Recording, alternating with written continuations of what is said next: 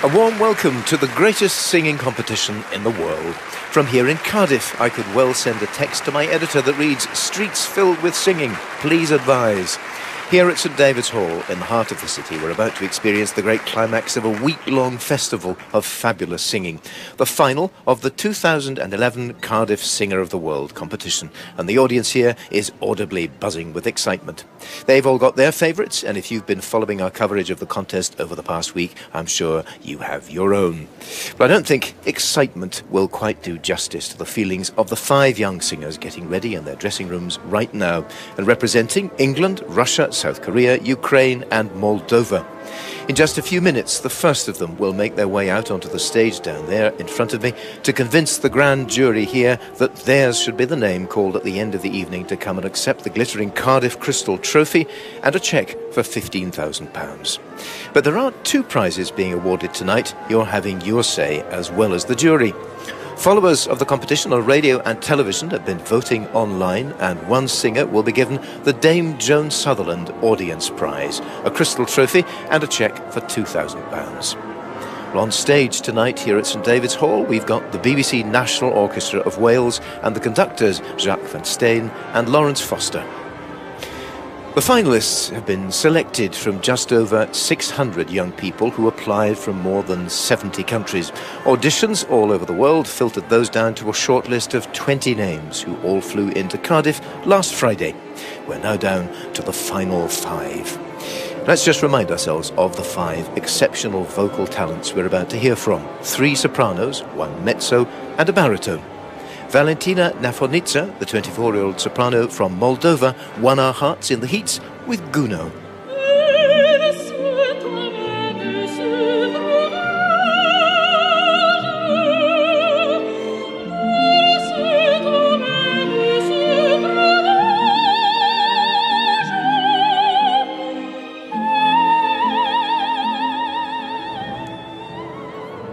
The 28-year-old young English soprano Nita Raval charmed in round 2 as Puccini's Liu.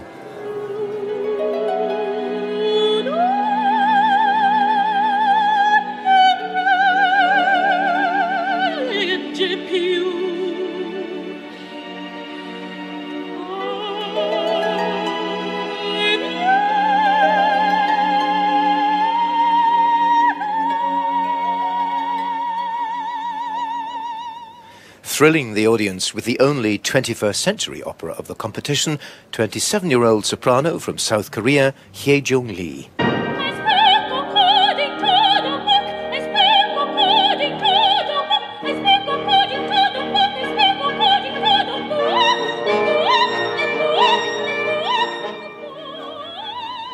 But can Olesia Petrova, the Russian mezzo, beat the sopranos?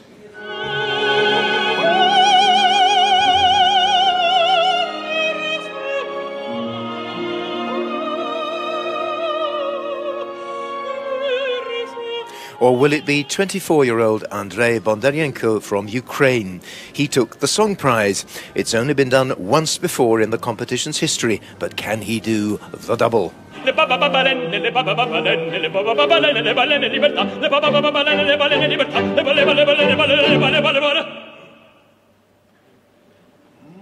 ecco il padrone pattorone.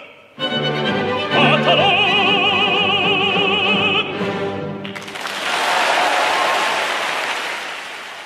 Andrei Bondarenko bringing the house down in the preliminary rounds.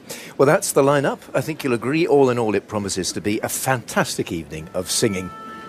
Well, since the soprano Karita Matala enchanted audiences at the very first Singer of the World in 1983, this biennial competition has earned an unmatched reputation for launching the careers of some of the biggest names in classical music, including Bryn Tervel and Dmitry Forostovsky, Lisa Gastin, Anya Harteros, Katerina Karneos, Nicole Cabell, and in 2007, the talented young Chinese bass Shen Yang.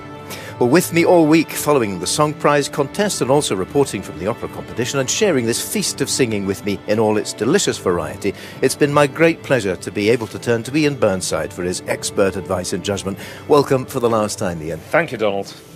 Oh, what do you make of the prospect? It's a pretty luscious lineup. It's luscious indeed. I mean, if anyone's thinking that because we've got 3 sopranos out of the 5 singers that it might be unvaried, then think again, because the contrast between them is very extreme. They all have different temperaments and actually completely different sorts of voices. Then we have an opulent mezzo and a fabulous young burnished lyric baritone from the Ukraine. So tremendous variety of temperament and vocal type.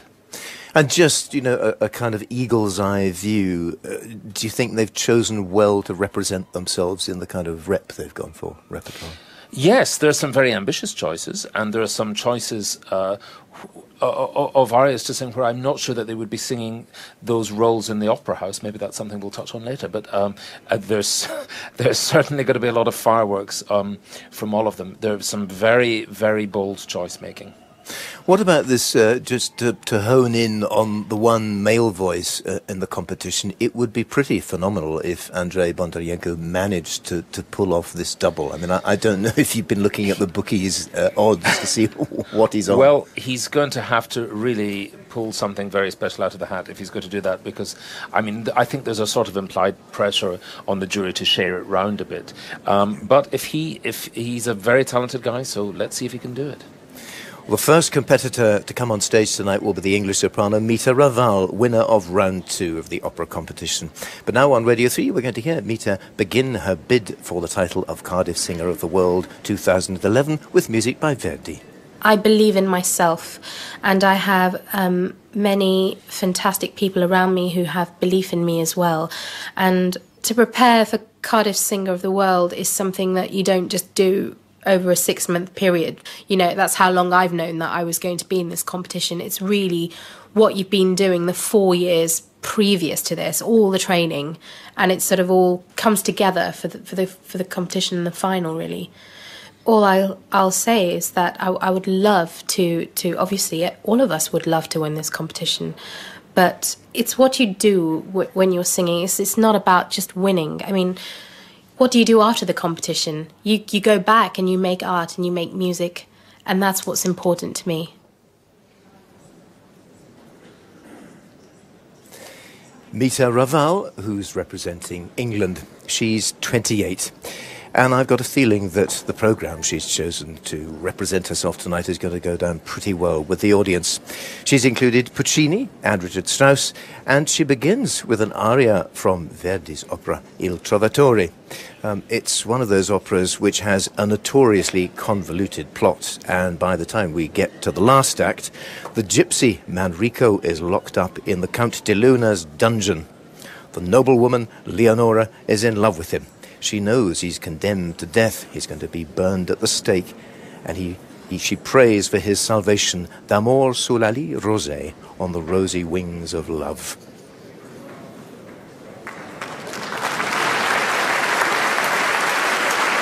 And now, here is Nita Raval, followed by the conductor, Lawrence Foster.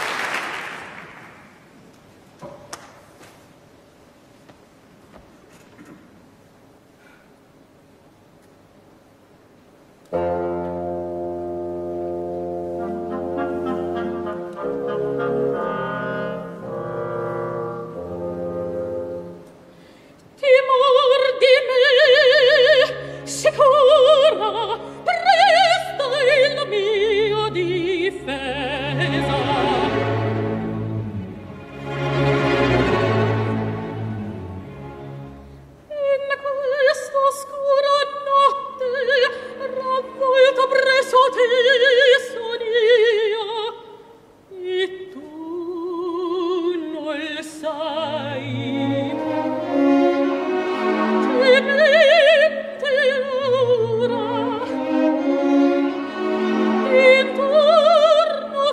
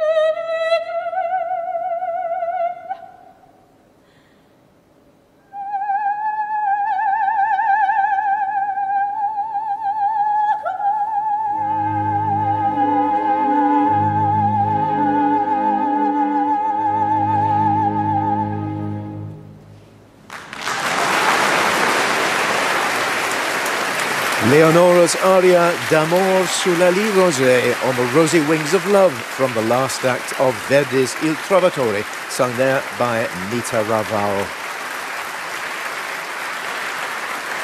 She's going to follow that with another last act aria, this time from Puccini's Manon Lescaut. It's all gone as wrong as it possibly can for the young lovers. They've been transported from France to the colony of Louisiana. As they wander through the desert, Des Grieux has gone to look for water, leaving Manon alone, lost and abandoned, as she sings that she doesn't want to die. Here once again, Nita Raval.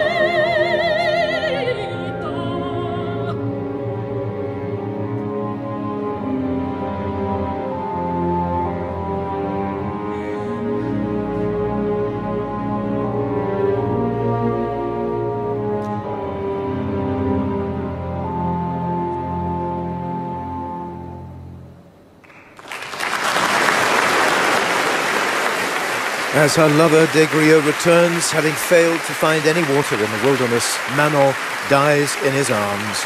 We heard the English soprano Nita Raval there. She ends her group of arias in the final of the 2011 Cardiff Singer of the World contest with a last song, Richard Strauss's Beim Schlafengehen.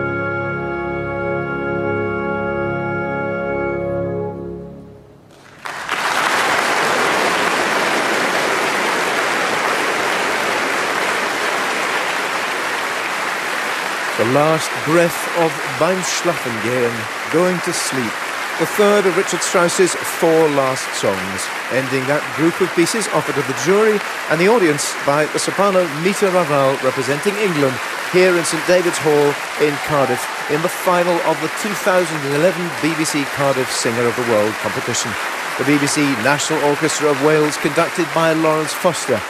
Leslie Hatfield, their leader, played the violin solo. The Mita's 28 and her background's fascinatingly diverse, drawing on Hindu roots, but then becoming first head girl chorister at Wells Cathedral. As a result of the kaleidoscope of influences she's been lucky enough to experience, Mita has very eclectic tastes in music way beyond the classical. Well, the roles she's prepared include the Countess in The Marriage of Figaro, Donna Anna in Don Giovanni, Michaela in Carmen, and Mimi in La Bohème, Liu in Turandot.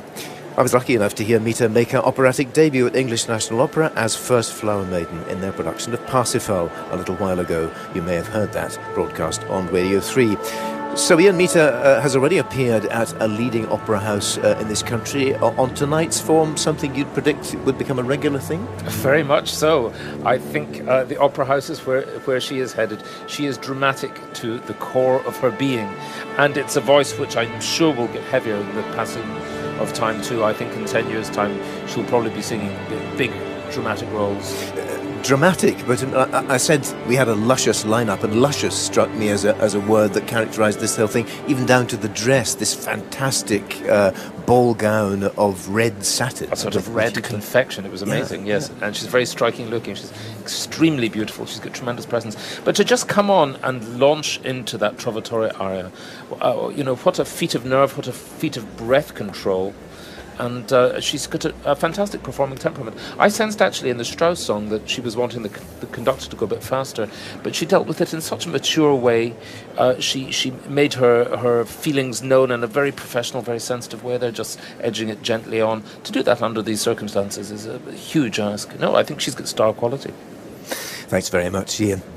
Well, if you want to know more about the competition, you can find lots of fascinating stuff, a history of how it all started, the repertoire the singers have sung to get them through to the finals, biographies of the singers, and photos too, of course. And you can even catch up on the latest with Frock Watch. I feel Ian and I haven't maybe been doing all we could on the fashion front so far. We'll try to rectify that this evening if we can. You can see what the trophy looks like too, if you're interested. That's all available following the links from bbc.co.uk Cardiff Singer. You'll find there too information about the audience prize, but if you haven't already cast your vote, I'm afraid it's too late. The lines are now closed. Well, our cosy little booth here, up at the back of the hall, gives us a rear view of the magnificent 7 judges who are calling the shots tonight. The legendary American mezzo-soprano Marilyn Horn, Swedish baritone Håkan Hagegård, the Italian-American opera director Lorenzo Manani, the Welsh operatic tenor Dennis O'Neill, Russian violinist and conductor Alexander Polyanichko, their chairman, the former general director of Welsh National Opera, John Fisher. They're joined on the jury this year as the new patron of the competition following the death last October of Dame Joan Sutherland by the New Zealand-born soprano Dame Kiri Kanawa. It's a very rare competition, and I think the place it has is that they put themselves up against a lot of other people of similar quality and standard, and I think they see how they fare in the world. And I'm hoping that they will, and of course they have. A lot of them have gone forward to better positions, places, and having international careers. And I'm hoping there will be people coming for Sunday night that will do this exactly the same. It's the ultimate performance. It's on the night, and sometimes one singer you think is going to do very well doesn't do quite as well as another. Another one has more confidence, and so we're looking for this sort of the total performance, the very good vocal. I mean, vocally we're listening to that, the vocal perfection, and also the performance and the communication and that little bit of dust of magic that we're expecting on the night. The competition's new patron, Dame Kiri Kanawa. Well, next on stage tonight, to see if they've got that fairy dust, is the 28-year-old Russian mezzo Olesia Petrova. She's from St. Petersburg, where the baritone Andrei Bondarenko now lives, so they might have bumped into each other in the street, although they haven't yet, as it happens. Of course, I know all these arias. I sing many times in concerts and in other competition. It's music which I like very much. have a Russian arias by Rimsky-Korsakov from Tsar of Bride. It's a very beautiful aria about love, of course, unhappy love. In Russia, everybody crying where mezzo-sopranos sing this aria. Yeah, I hope my audience starting, maybe not starting crying, but will be moved. I think there's no question about that. Olesia Petrova there. Her first choice then a bread and butter piece in Russia, but as exotic as beluga caviar to us in the West. Rimsky's opera The Tsar's Bride was staged for the first time ever only in April this year at Covent Garden. Well, the Tsar's decided it's time to get married. He's assembled some 2,000 eligible women from all over Russia. The one who catches his eye is the lovely Marfa, but his chief of secret police also fancies her. And this man's mistress, Lyubasha, has just cottoned on to that and decides it's time to get rid of her rival.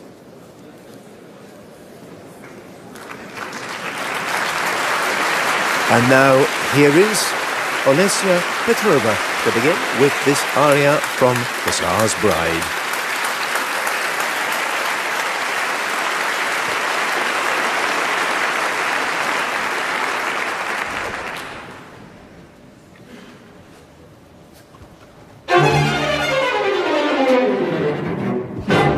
Нет, быть не может. Ты меня не кинешь. Я прогневила чем-нибудь тебя. Ты верно полюбил сердце в другую. Оставь ее. Она тебя не любит.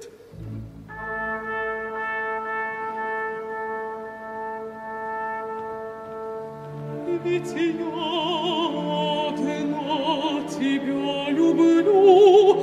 О, вспомни, вспомни, милый мой, свой стыд девичий для тебя забыла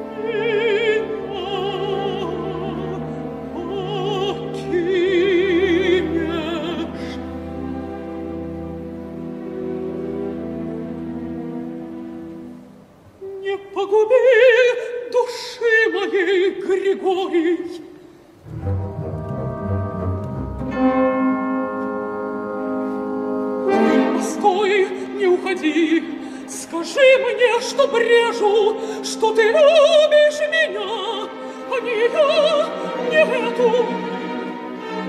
Да скажи мне хоть что-нибудь.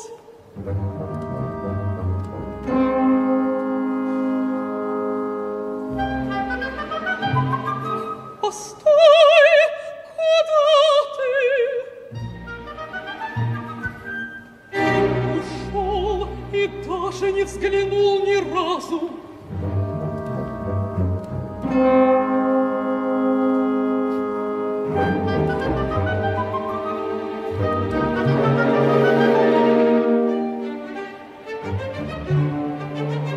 Небось на ту грядет, не наградится, и зелье для нее просила немца, и золото сулил ему за зелье. Она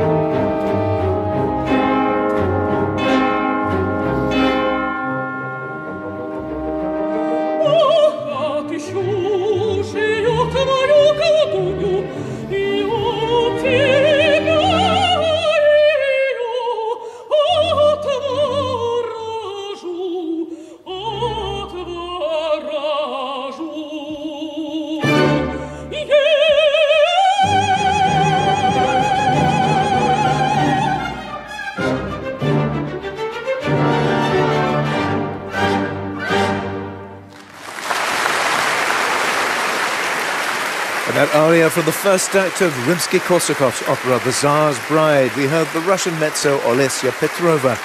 Now she conjures one of those scenes like Macbeth with the witches, as Gustav III of Sweden comes disguised to find out if the gypsy fortune teller Ulrika is in league with the devil.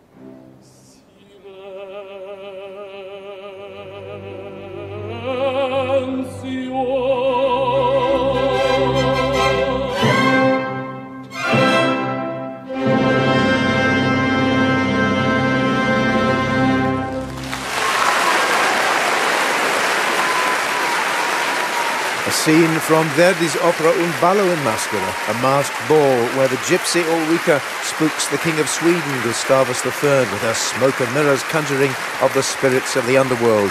In the aria Re dell'abisso affrettati, the singer was the Russian mezzo Olesia Petrova, with the BBC National Orchestra of Wales, conducted by Jack van Steen.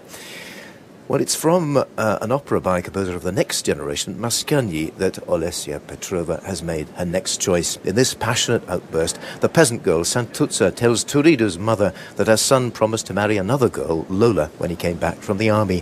When he found Lola had married someone else, he got together with Santuzza. But now, Lola's stolen Turidu back, and Santuzza feels humiliated and disgraced.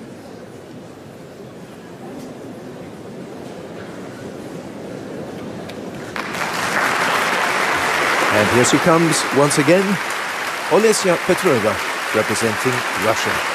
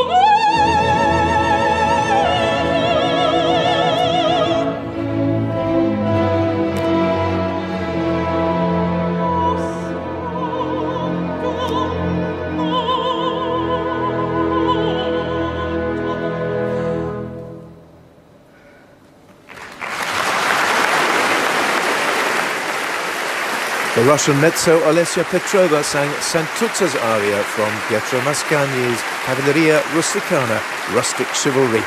She ends with a party piece from the first act of Bizet's Carmen. We'll hear L'amour est un oiseau rebelle.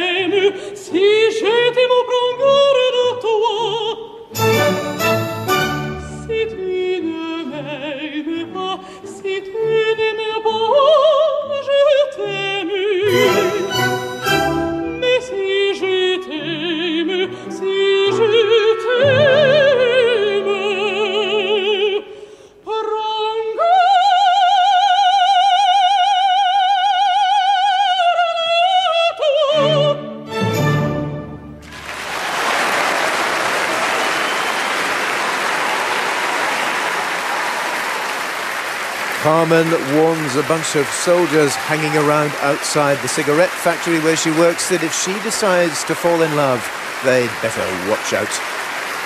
In that aria from Bizet's Carmen, we heard the Russian mezzo Olesia Petrova with the BBC National Orchestra of Wales, conducted by Jacques van Steen.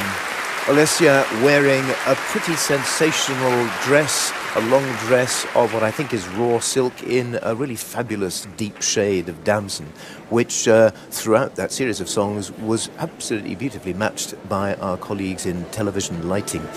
So a pretty good choice of dress there, Ian. What about the choice of songs, of arias? Of arias.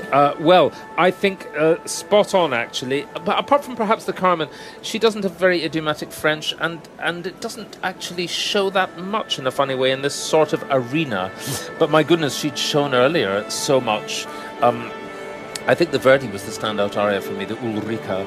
I thought that was fantastic. I mean, I really did feel the little hairs on the back of my neck totally, standing up. Totally. She was completely there, inhabiting the character, and she managed somehow or other to conjure a complete set. I mean, I could see all sorts of, some sort of spooky wagon that she was in. And exactly. The whole thing. She's got amazing low notes. She goes in and out of her chest voice with tremendous skill and ease. The middle of her voice is incredibly rich, and I love the fact that she doesn't just blast everything. I mean, with such an instrument, it would be very tempting to just put your foot down on the gas pedal the whole time, but she's very sensitive to nuance and inflection, and she's a hugely likable performer, actually. She's very smiley, and that's the thing. Even though she's singing clearly appropriate in the Carmen, but in the other pieces, she doesn't just go into one mood and hold a kind of expression. There are lovely little subtle shadings, and clearly, I think people could tell from the reaction of the audience, she does reach out and touch people. They find her immensely likeable. Well, she's very true. I mean, I think you sense that it's not the product of some great coaching machine. She is singing from the heart. Cliche of all time, I know, but she is. And I think there's something very truthful about her singing. And she's just a big, cuddly, smiley, mezzo, mother of us all type. And we all need those. Yeah. And she seems to have her choice of dress for the preliminary round. I know this is relatively trivial, but it's curious how this is the talk in the foyers. People thought that the amazing sort of white lacy number that she chose to appear in first of all was also pretty stunning. I mean, it's I find it. I'm not sure that there was such a thing as frock watch last time round, but it's plainly getting a lot of attention one way or another. People are tweeting rather, and Facebooking all sorts of comments. It does catch the attention. Also, she's not petite. She has to dress very carefully, and I think this. You called it damson. I wrote down plum. You say potato, but it was a very good choice. Beautifully done. Well, next on stage tonight here in St David's Hall in Cardiff is H Jung Lee, a soprano from South Korea. I will be singing Tornamia Vagejar from Alcina and Ophelia's Medicine aria from Hamlet. And the first Handel aria is Baroque style, and second piece is more dramatic and really beautiful music, and it's really hard to act because it's medicine. But I love to do more dramatic things like Hamlet. H Jung Lee from South Korea. This young singer took the hall by storm in the rounds with her tour de force performance of Madame Mao's ranting aria from John Adams's opera Nixon in China, when the good lady lets rip when she thinks people have completely misunderstood. Very nice use in her performance of a prop, the only singer to provide a prop this time. It was a little copy of Mao's Little Red Book, The Thoughts of Chairman Mao. And on that occasion, I think everybody was astonished by the sheer physical power that comes out of a very small and slender frame. She's chosen to begin this time with something that could hardly be more different. She's going Baroque with that aria from Handel's Alcina, sung by the character of Morgana.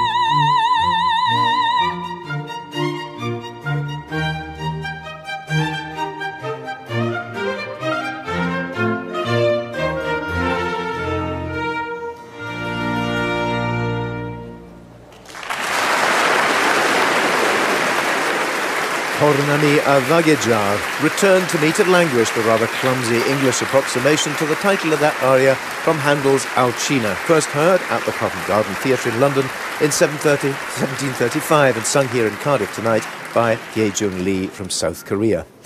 Mad scenes are an operatic speciality, and she's going to give us next Ophelia's mad scene from the operatic version of Hamlet by the 19th century French composer Ambroise Thomas. H Jung Lee's chosen a white dress to underline the poignancy of Ophelia's delusion that she's married Hamlet. She's been driven mad by his treatment of her, and she hands out wild flowers she's gathered to those around her. She thinks she can see the vengeful spirits of young women who died before their wedding day.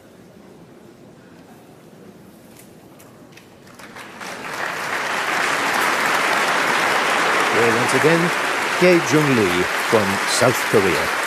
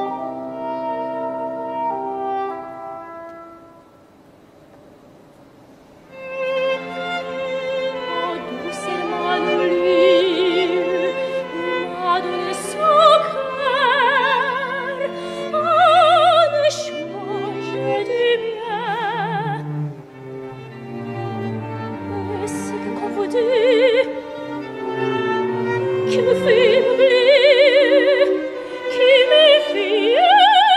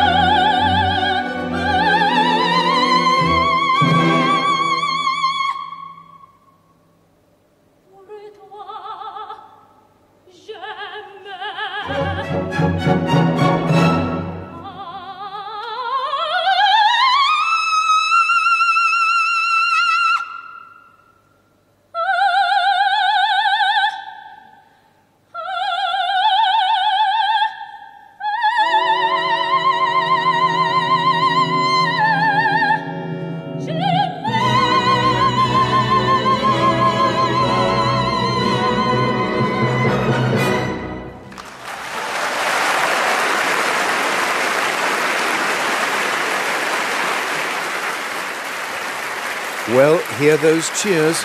H Jung Lee thrilling the audience here in St David's Hall in Cardiff with her portrayal of the Mad Ophelia, and that scene from Hamlet, the opera by Ambroise Thomas, the BBC National Orchestra of Wales conducted by Lawrence Foster.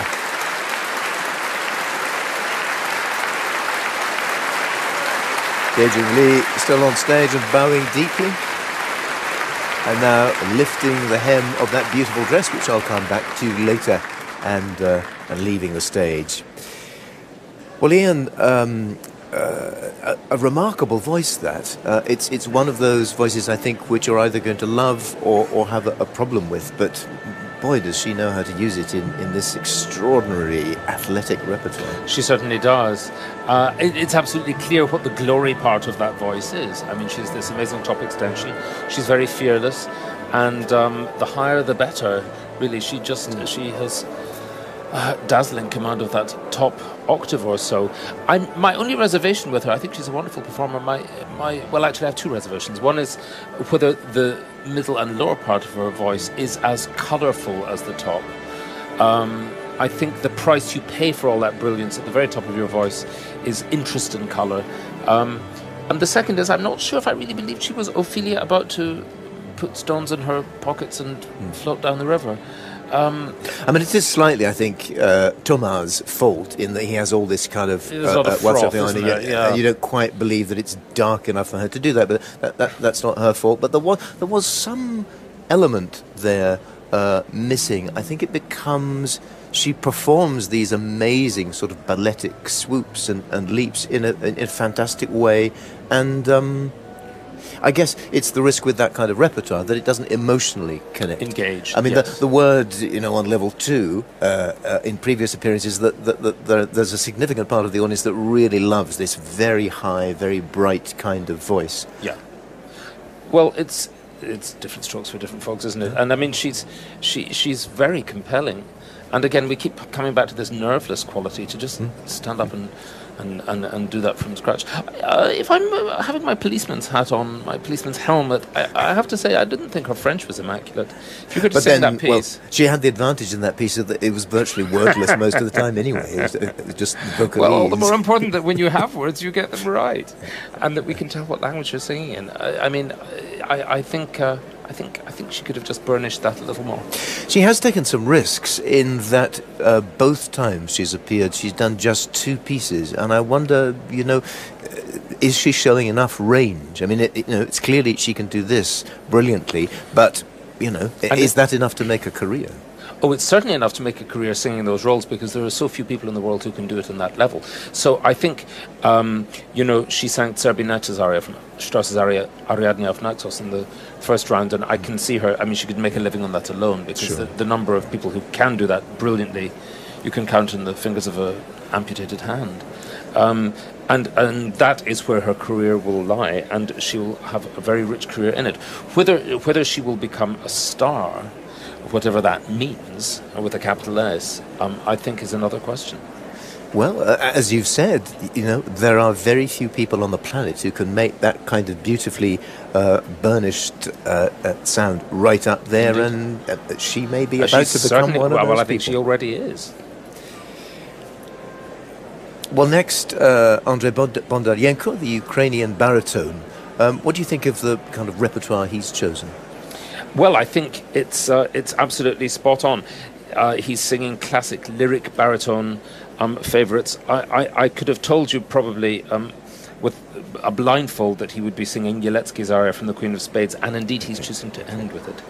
Well, he's beginning his programme with Mozart, an aria from Così fan tutti, which you may not immediately recognise. This was Mozart's first thoughts for an aria for Guglielmo, one of the two young blokes who tried to trip up their fiancées by putting on ridiculous disguises.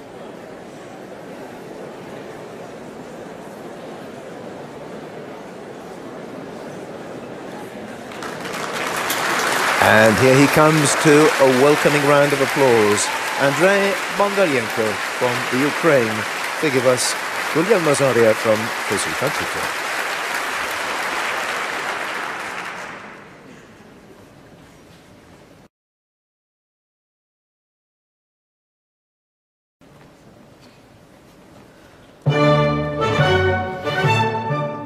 Rivolgete a lui lo sguardo e vedrete come sta.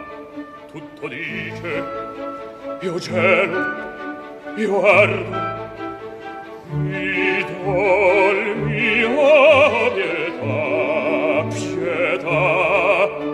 Io ardo, io gelo, io ardo, mi dol mia pietà, pietà. E voi caro un sol momento il peggio me volgete e nel mio ritroverete quel che l'avrò dir non sa. Un anno innamorato non è niente il mio confronto. Un meno il sen piagato verso lui per nulla io conto. Son di foca miei sospiri, son di bronzo i suoi desiri.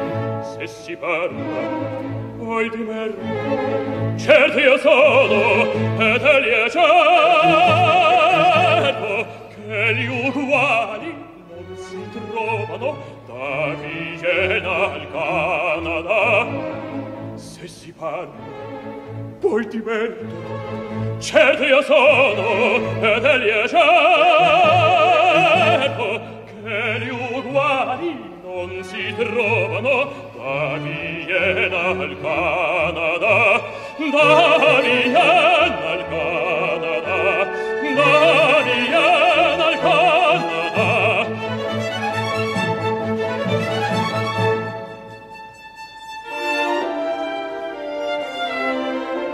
Siam due pesi per ricchezza, due naci per bellezza, in amor rimarcantori. Verso noi sarien buffoni, verso noi sarien buffoni, verso noi sarien buffoni. Siam più forte d'un ciclopo, d'un ciclopo. Letterati al par di Esopo, letterati al par di Esopo.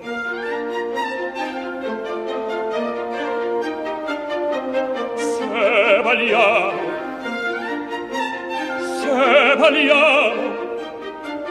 un dic ne cede. Si gentile stello chiede. Se cantiam,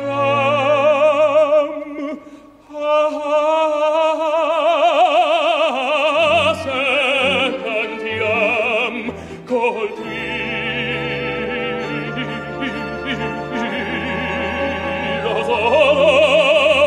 facciam torto all'usilolo.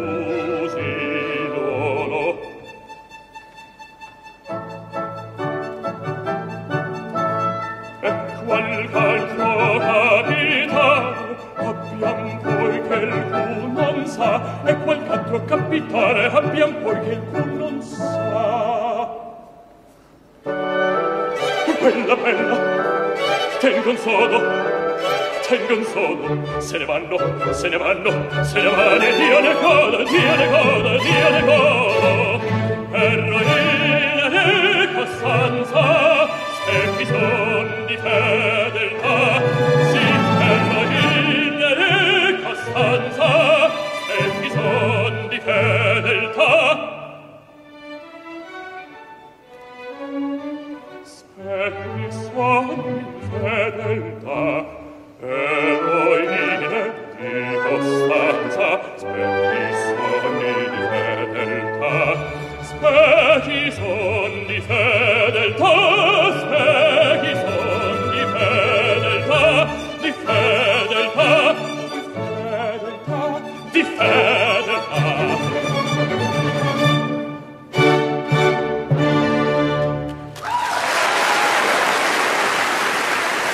The Ukrainian tenor Andrei Bondarenko sang that aria from Mozart's Così fan tutte. A change of gear to Verdi now, and an aria from his grandest of operas, Don Carlo, set in 16th century Spain. The heir to the throne is locked up in his father's dungeons.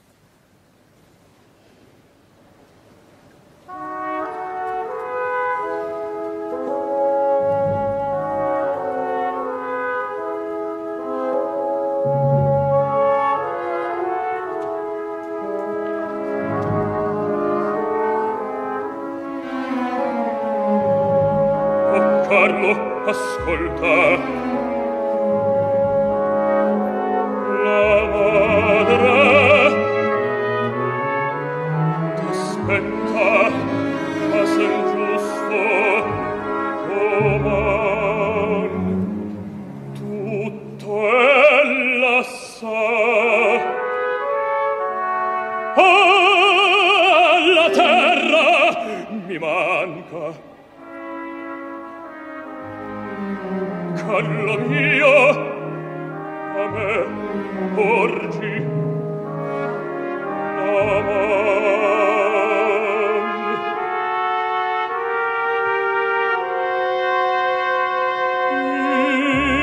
Io morro,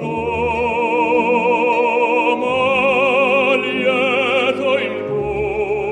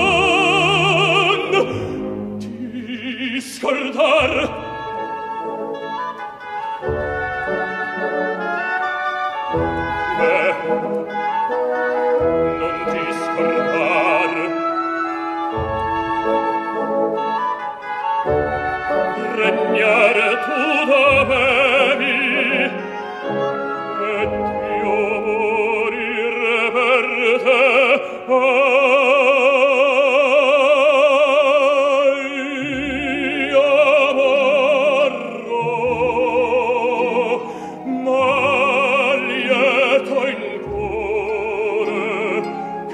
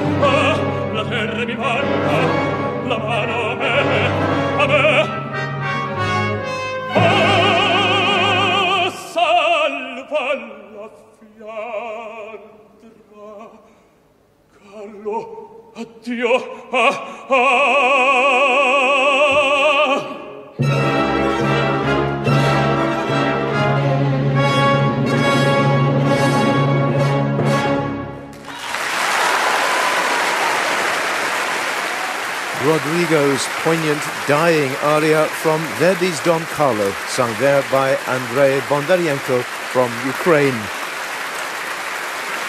Or by contrast, Mozart again, raise your glasses for the champagne aria from Don Giovanni.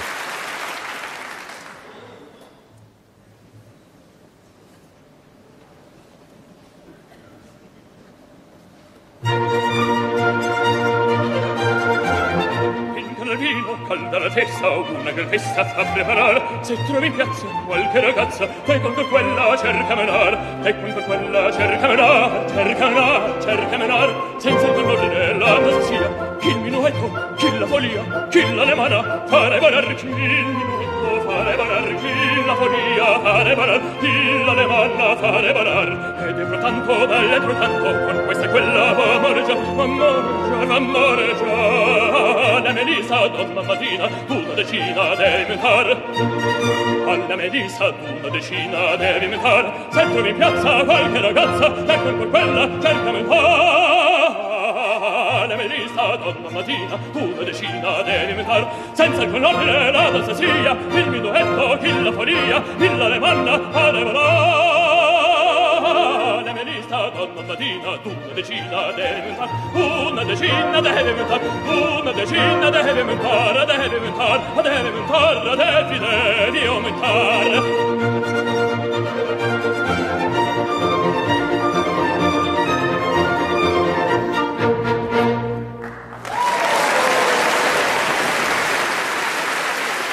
The champagne aria going down a treat with the audience here in Cardiff, served up by the Ukrainian baritone Andrei Bondarenko, who's just stepping off for a breather.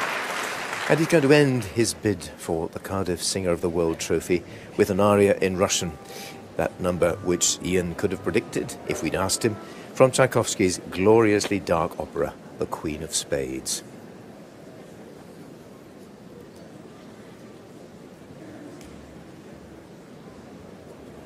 This is an aria which has history here in Cardiff. It was sung in the final of the Cardiff Singer of the World competition by the Russian winner in 1989, Dmitry Forostovsky. But here once again comes Andrei Bondarenko.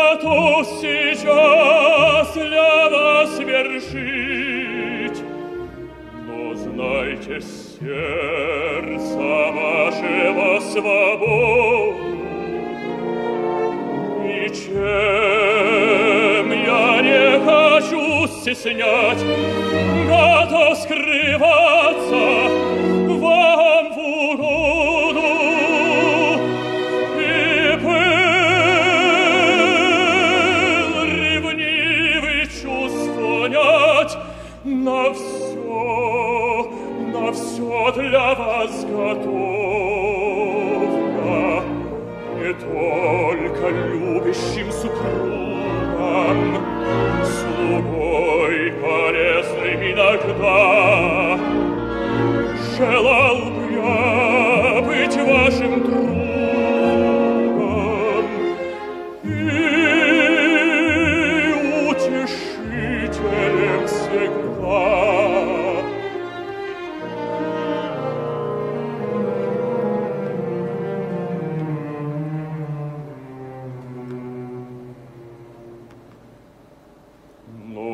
ясно вижу, чувствую теперь я, куда себя в мечтах завлек, как мало вас ко мне доверия, как чужд я вам и как далек, как я терзаюсь этой далью, состражду вам я всей душой, печалюсь вашей я печалью, и плачу вашею слезой. Ах, я терзаюсь этой далью, состражду вам я всей душой. Я вас люблю, люблю безмерно, без вас не мыслю дня прожить. Я подвиг силы беспримерной готов сейчас для вас свершить. О,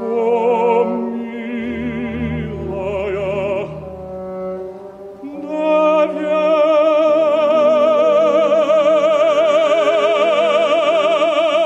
доверьтесь мне.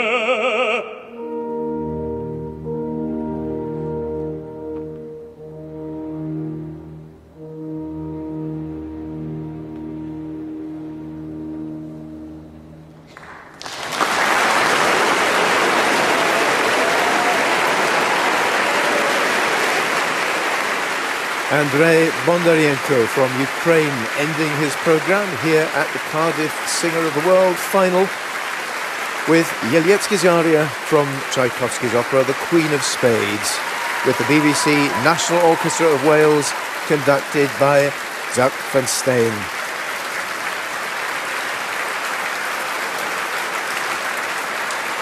I don't quite know how much there is in it, but I think if I had a clapometer, it would have given a fairly high reading there, really. Well, certainly if you did a shriekometer, there's a couple of whoopers out there. People obviously really into that performance. Do you think that Andrei lived up to his performance in the preliminary rounds? I think he'll always live up to his performance in the preliminary rounds because he knows exactly what he's doing. He's a completely finished singer. He may be 24, but he knows exactly what buttons to press, and he's in command. He's a fantastic singer, and there's never any doubt. You know you're in safe hands. He's so accomplished. But it's difficult to know how to factor in. I mean, he seemed supremely relaxed. He's always relaxed. I got the impression there was maybe something extra because do you think maybe he feels the pressure is off, that the chances of winning both competitions are so slim that in a way he can just sit back and let it happen? Possibly, but also, you know, he's already a winner, literally, as well as metaphorically, and he's won the song prize, and so there's nothing to fight for, really, because he's in a wonderful position here. And he gives off such an easy charm on stage. And look, as Tchaikovsky's young Prince Yeletsky, I mean, it's absolutely perfect for him. Yeah. He looks so noble on stage. It's terrific. Well, it has, dear listeners, been done once before. Marius Brenciu from Romania carried off both prizes in 2001. Watch this space. Ian, I wonder what you thought of his choice of repertoire, plainly on the most sublimely rock-like territory in the Russian aria at the end, but wonderfully secure in all of it.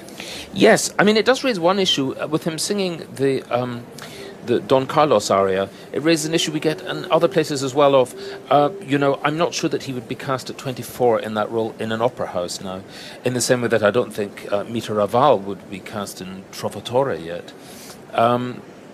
So, you have to balance this up with the judges. I think one tricky thing when you're listening to, when you're judging a song competition is, are you looking at at potential or achievement? Are you really saying to the judges, I feel I should be singing this right now? This is one of the things that people chew over and have different views on, but you could say that that's a little premature. Ian, thanks very much. Well, last up, the Moldovan competitor, Valentina was, like Andrei Bondarenko, a finalist in the Song Prize. Let's hear a word from her. To be here is already, very important thing, but to go in the final is amazing and so exciting, and all the singers are so great with so beautiful voices, and it was a very nice surprise for me. I'm very happy that I am in the final. I feel like home, I don't have anyone from my country here, from my family, but I am feeling very, very good. Valentina from Moldova. Well, she's chosen to begin with a stonker of an aria from Donizetti's Lucia di Lammermoor. As she waits to meet her lover, Edgardo, she recalls a spooky encounter with the ghost of a young girl murdered by his ancestors.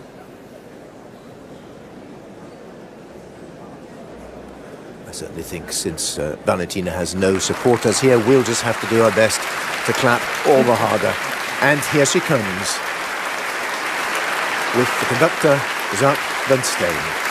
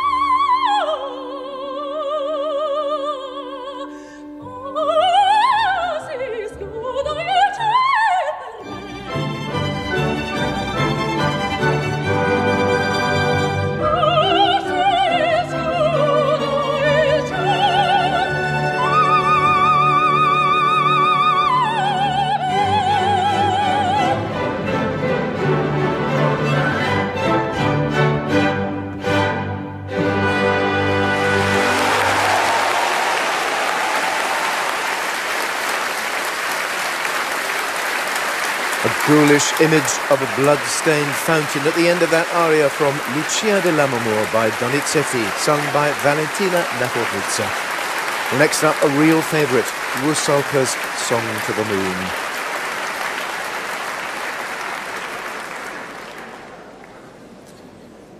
Just a moment for me to tell you about the sensational dress Valentina's wearing. It's in peacock blue, and it has not exactly a strap but a sash of a slightly different material that goes over her left shoulder and is fastened there by a quite wonderful silver embroidered clip that looks rather like Celtic filigree work.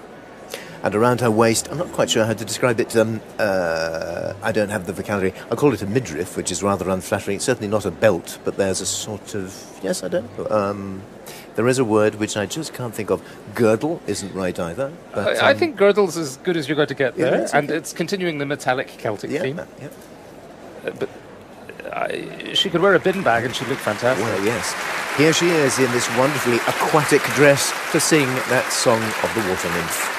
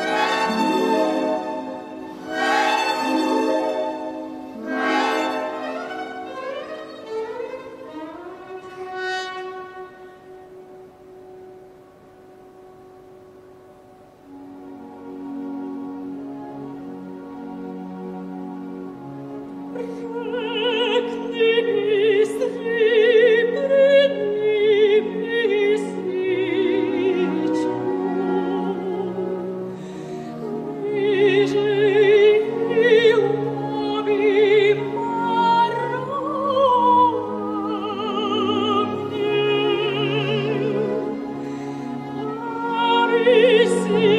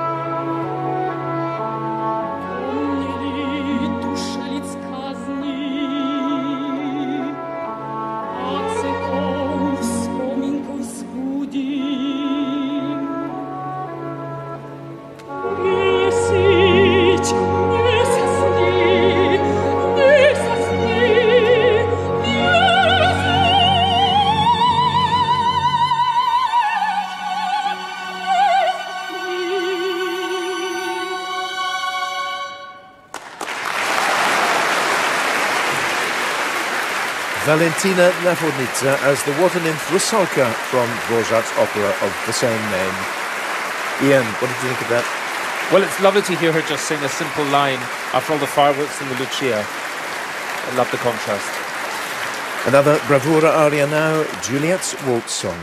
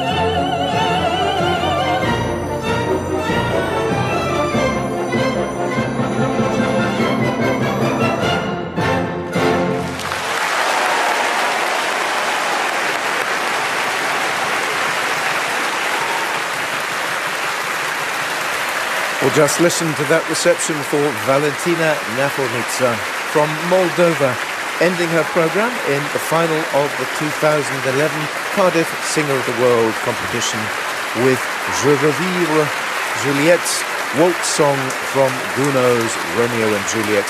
The BBC National Orchestra of Wales, conducted there by Jacques van Steen. Valentina is going to be singing the role of Norina at the Bucharest National Opera in Romania, where she now lives later in the year. Jacques van Steen standing and acknowledging the applause for the orchestra.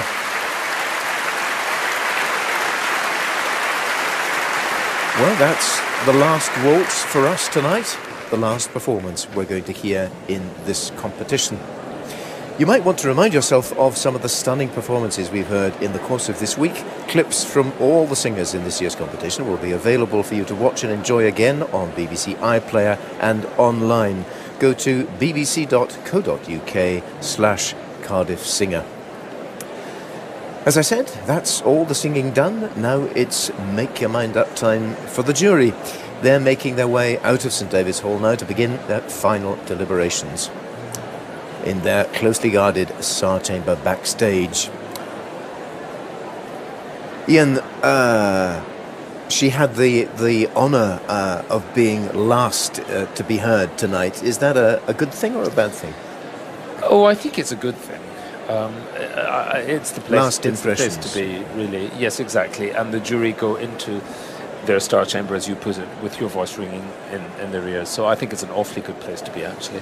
And not a bad voice to have ringing in your ears. No, it's a fantastic voice. It's a fantastic voice. I'm not sure that the Rusalka aria in the middle was quite right for her vocally. I think that was her weakest piece. But look, I love her singing. She's got that great attribute of a real opera singer, which is that even if you don't understand the language she's singing in, you can tell what emotion she's expressing. You can tell when it's pain, you can tell when it's joy. And that's with your eyes closed. If you open your eyes, it gets even better. It occurs to me she's like a Moldovan relative of Keira Knightley. I was thinking, not only is she movie star good looks, it's one particular. She reminds me of her with that same. You're looking. Yeah, no, I don't agree. You see what I'm getting at? I could see that there's a kind of there's a rather wonderful fragility about her. In spite of that, she has this powerful voice. There's something delicate that you... Well, vocally too. Vocally, that comes through too, because she's such a risk taker. And, Kiri was saying in the clip we heard earlier, she was saying that, she wanted a sprinkle of fairy dust.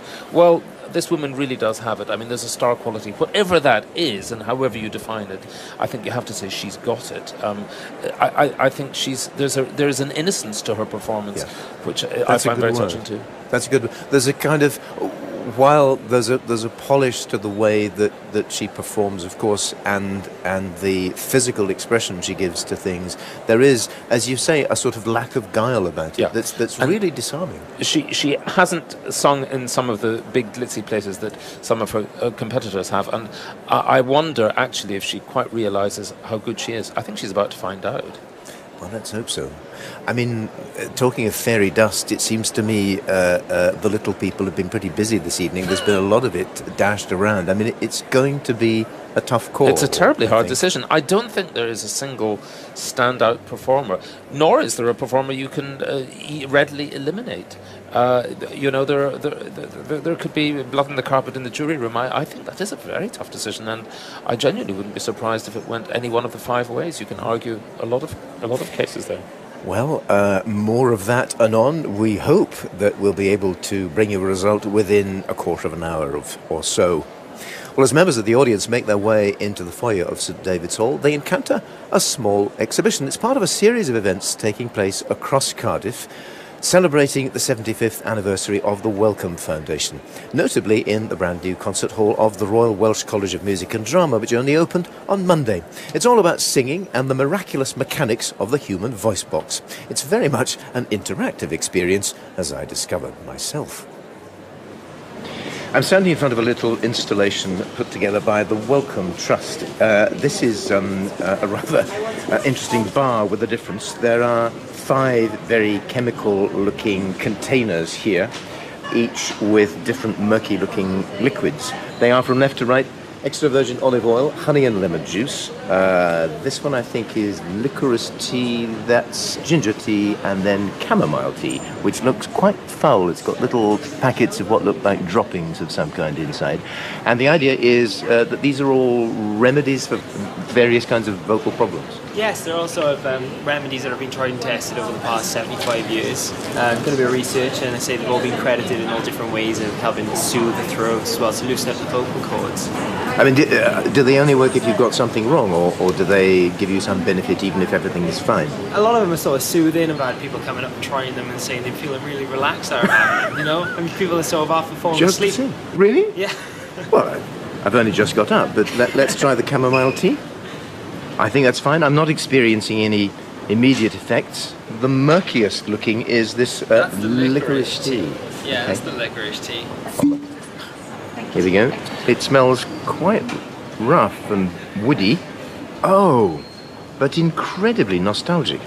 It's just like those bits of old bark that one used to chew. Well, you didn't chew them as a child, but I did. It's quite extraordinary. It takes me back about 50 years. And this, the chamomile is just a sort of pleasant drink, but I can feel that this is doing something to my throat, whatever it is, moving slightly up and down. And then if we skip to the far end, I can see that it's the one that's been least sampled. Yeah, it's for the most adventurous of testers, really, the olive oil here. Okay, but only a teaspoon is enough. Oh, really. good. I can feel it spreading over the area where I think my vocal cords are. It is meant to sort of coat the throat. I have to say, I was expecting this to be horrible. It's perfectly pleasant. Thank you very much indeed. No problem. Thank you very much for trying them out. My name's Martin Birchall. I'm an ENT surgeon, but I specialise in the throat and voice and swallowing. I spend a lot of time looking down people's throats with special telescopes, and the difference between a trained singer and an untrained singer is quite remarkable. The voice boxes of trained singers who've had appropriate tuition and have really worked at it are really athletic organs. They move in a way which an untrained voice box cannot, because of the control that they have over the muscles and the power that they're able to generate and the flexibility. It's really a finely tuned athletic device, as it were. Happy birthday to you. Happy birthday to you. I'm standing now in front of a poster which suggests that possibly I might not be able to sing in tune. Well, apparently this amazing, recently developed software can correct even my horrible lapses in pitch. I'm Nick Patterson. My name is Matthew Jenkins. We run the auto-tune booth here at the installation. Members of the public can come over, come and jump in the booth, sing along to some of our accompaniments we've got going on, and then we auto-tune their voice so it's the perfect pitch. There we are, so that's just finished analysing now, and as you can see here, it's actually put out the notes that you've just gone and sung in the booth. These the notes in the background here are the notes that you're aiming for, and the aiming is the crucial thing. The squiggly lines are actually what the note that you sung is. So as you can see, Well, you mean the notes, plural? We are actually able to go into this and flatten that out so that the note is bang on in the centre of the note, or we can actually adjust the note itself. We've had quite a collection of people coming in, haven't we? We've had a few experienced singers and some less experienced, all wanting to experience the powers of auto-tune. It's been quite a collection, isn't it, really? Yeah, we've had a couple of mixed reactions to the booth as well. We've sort of had more like sort of established singers, people who have had much more experience in the field coming in, trying it, thinking that it's a cheap and easy way of people to get into the scene, getting into the actual to get more experience. And then there's people who can't sing to save their life, coming in and sort of trying it out and thinking, this is the best thing. Why haven't I not got this at home? The Wellcome Trust is providing some support for a session called The Science of Singing. Happily, I won't be singing because my singing voice is particularly poor, but I'll be working with Dame Gwyneth Jones, who's one of the country's leading and most versatile singers. She herself is in her 70s now, but still has a very impressive range, and she'll be talking about the things that she's done to maintain her vocal quality and vocal hygiene over all the decades of her life. The young people are being talked into doing the dramatic roles too soon, and as a result, they are ruining their voices. I think these professionals, they are able to modulate and train themselves and pace themselves in a way that untrained singers cannot. You are very privileged if you have been blessed with not only a beautiful voice, but also the intelligence to be able to use this voice and not to abuse the voice. And this is a big problem nowadays, is that a lot of the young singers are not having the patience to wait until they have experience. Just by a few simple things in your day-to-day life, you can look after your voice. It's important that you don't shout too much, and whispering also is extremely stressful for the throat. Throat clearing, which is something that we all have a tendency to do from time to time, is also very damaging to the vocal cords and causes a lot of tension in the throat and should be avoided, really. We need to keep well hydrated. We need to drink plenty of fluids, squashes and water, and avoid too much spicy food and fizzy drinks.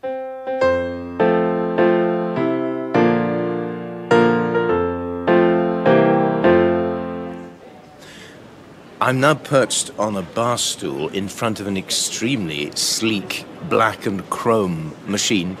This is a music listening test. I can test my musical perception by pressing here. I'm now hearing a little rhythmic tune, and then the same thing with a very obvious difference. I'm now asked to choose whether it was the same or different. Clearly it was different. And I get a tick. That's a relief. Now another one. I guess there is no trick to this. As soon as you hear the first pattern, you try to repeat it in your head and see whether what then comes matches it or not. And in this case, I think it's the same. And it now tells me that I scored 27 out of 30. Well, not brilliant, clearly not pitch perfect, but apparently the average is 25, so given my line of work, that's probably rather shameful. All you ever suspected about my total lack of musicality demonstrated publicly. There you have it, proof positive. Well, we're all eagerly awaiting here in St David's Hall in Cardiff some faint trace of white smoke, but as yet nothing has been sighted. In the meantime, let me just share with you a couple of messages from Facebook. We've had a few praising the performances of the orchestras, including Michael Baker, who says hats off to the BBC National Orchestra of Wales. I have to say that they and the Orchestra of Welsh National Opera have done some great work accompanying these young singers all this week. From the gloriously named Carmen Appleby, the message that it's interesting to hear the habanera sung by a true mezzo. And finally, Paul Nielsen says he's loved every minute so far. For him, H Jung Lee's voice is truly astonishing. Well, here with me still is Ian Burnside. I guess at this point, Ian, it's traditional to look back over these 5 singers that we've heard from. Any one of them about to be potentially crowned Cardiff Singer of the World, and they are all contenders. It's an invidious thing, but let's do it anyway. Standout moments for you. Well, they each had their standout moments. I mean, I especially liked Nita Raval's first piece, her Trovatore aria. I thought she was marvellous in that. Olesia Petrova, also in Verdi. I liked her as Ulrika in Ballo in Maschera. And I mean, it was a delight to hear that aria from The Tsar's Bride. A bit of interesting yes, at the beginning. Nobody's heard before, exactly. and she sang that magnificently. Yeah, she just inhabits that whole world. Then the unfair to say Marmite voice, but this very particular sound made by the young South Korean H Jung Lee. I mean, it's a fabulously acrobatic sound, isn't it? Absolutely, and an exquisite sound in piano as well. She, in competitive terms, she's loaded so much on just that one piece, the Ophelia monologue, if you like, from Thomas Hamlet. You've got to love that piece, I think, to respond to her in it. I think that's quite a high-risk strategy. It is it's a problem they always have, the jury having, in effect, to choose between chalk and cheese of completely different sorts of voices and deciding and different ways. Ultimately, people at different points, do they acknowledge that somebody's more or less arrived, or whether there's growth? Yes, that this could give them the push they Exactly. And their level of exposure and experience so far. Which is not actually, in these cases, related to their age. Then Andrei Bondarenko, who gave another fantastically assured performance. I think in a way, there's least to dislike about his performance, if I can just put that in. I don't mean that in a negative way to any of the others. But he chose the thing about Bondarenko, in such a perfect way to suit what he he's can do, so and uncontroversial in a way you can't but like him. With some of the others, it's much more a matter of taste, including Valentina. again, her voice, I think, because the middle of her voice is so full and it's produced in a rather characteristically Eastern European way, that's not to everyone's taste, and it's not how we do things over here. So it does sound, I mean, it's wonderful from the point of view of the international nature of the competition, but it's not everyone's cup of tea in the same way that Angela Gheorghiu, her near compatriot, there's a similar kind of middle voice quality. I guess, I mean, there are people, while there may be technical things about what she does, which the experts on the jury might be able to pick apart and so on, there is something about her performance which has certainly won many hearts in this audience, I think. Yeah. It looks as if we may not have time to reminisce further about earlier rounds because, yes, indeed, the big announcement is just about to come. The jury's coming onto the stage here at St David's Hall. Marilyn Hall, Håkan Holgård, Dame Kiri Kanawa, Lorenzo Manani, Dennis O'Neill, Alexander Polyepchniko and Chairman John Fisher. They're joined by the Lord Mayor of Cardiff, Councillor Professor Delmy Bowen and Ellen Closs-Stevens, representing the BBC Trust in Wales. We're about to hear from John Fisher, I think. There are two prizes, I should say. The audience. Boneddigion a boneddigesau. Noswaitha a croeso mawr. Noson ar ddechog ac am wythnos fythgofiadwy. Good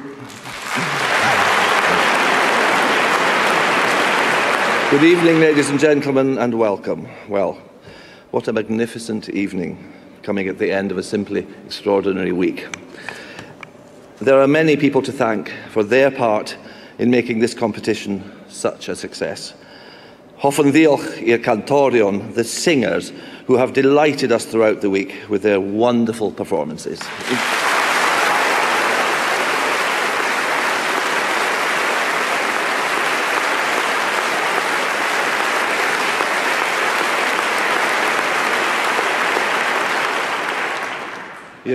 I cerddorfeydd, our orchestras, the BBC National Orchestra of Wales, and the Orchestra of Welsh National Opera.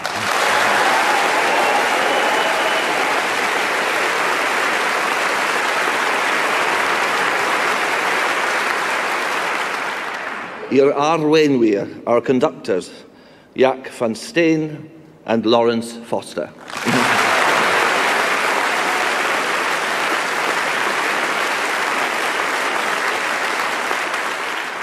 I panel beirniaid, I would also like to thank my distinguished colleagues on the jury for their extraordinary dedication and hard work this week.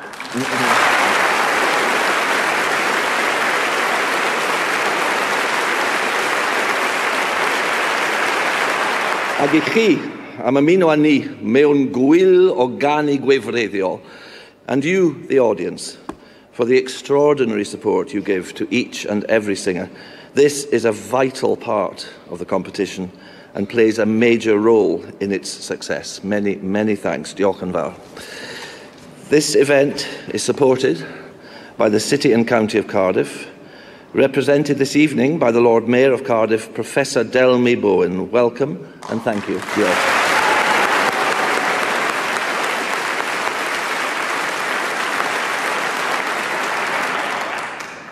And that, ladies and gentlemen, brings me to the audience prize, the winner of which is chosen by you, the audience. I would now like to invite the BBC National Trustee for Wales, Ellen Closs-Stevens, to present the Dame Joan Sutherland Audience Prize. Croeso.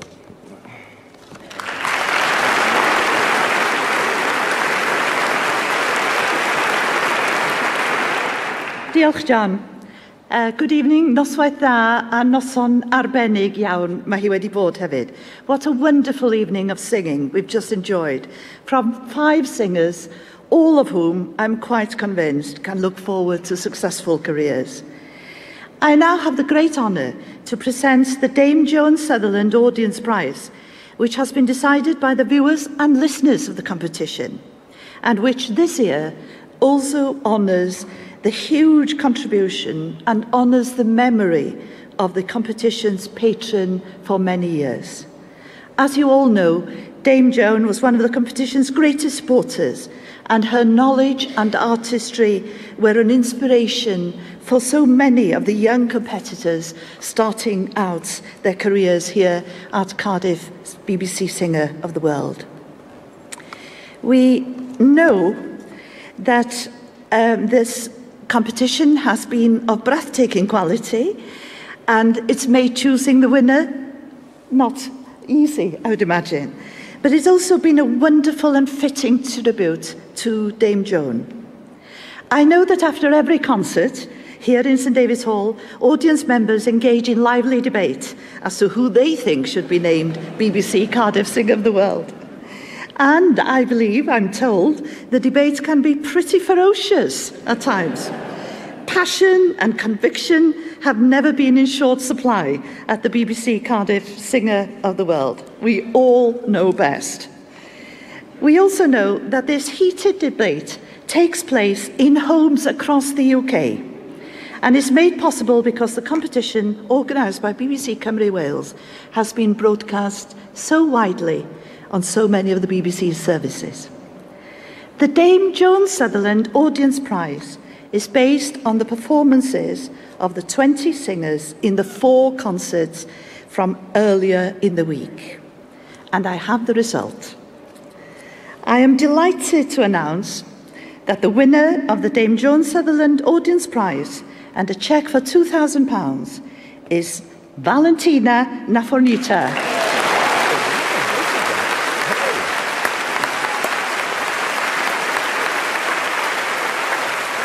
Well, that's quite something. That's a real index of what sort of an impact Valentina has made on the audience. She has star quality, and the Cardiff audience knows what they're watching. Valentina being presented with the Cardiff Crystal Trophy, a slightly smaller version of the Opera Prize. It's worth £2,000. And it's supported by the Royal Welsh College of Music and Drama. Valentina now shaking hands with the members of the jury.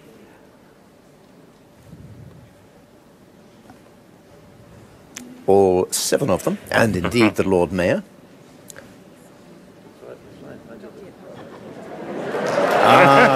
There you are. It's the Italian blood.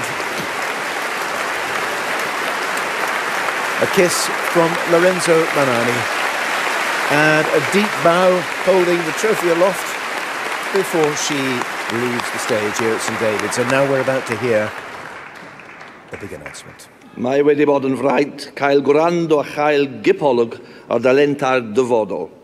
Miwn un o gystadlaethau canwf pwysicaf y byd. Mae'r safon wedi bod yn arbennig o uchel ac mae'n gwaith ni wedi bod yn anodd iawn oherwydd hynny. Ond, da ni wedi dod I benderfyniad. It has been an enormous pleasure to listen to so many talented singers this week and to have the opportunity to gain an insight into the talents of the future. And at one of the most prestigious singing competitions in the world. The standard has been extremely high throughout the week, and it has therefore been very difficult for us, the jury, to decide on a winner. However, we have reached that decision, and I would now like to call on our patron, Dame Kiri to Kanawa, to present the Cardiff Trophy. Kiri.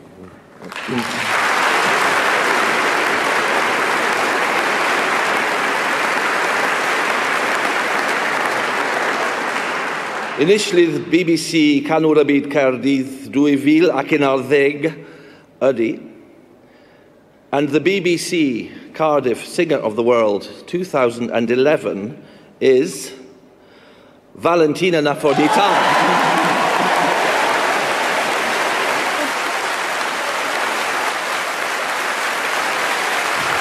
Well, if ever I've seen a stunned reaction, that was it.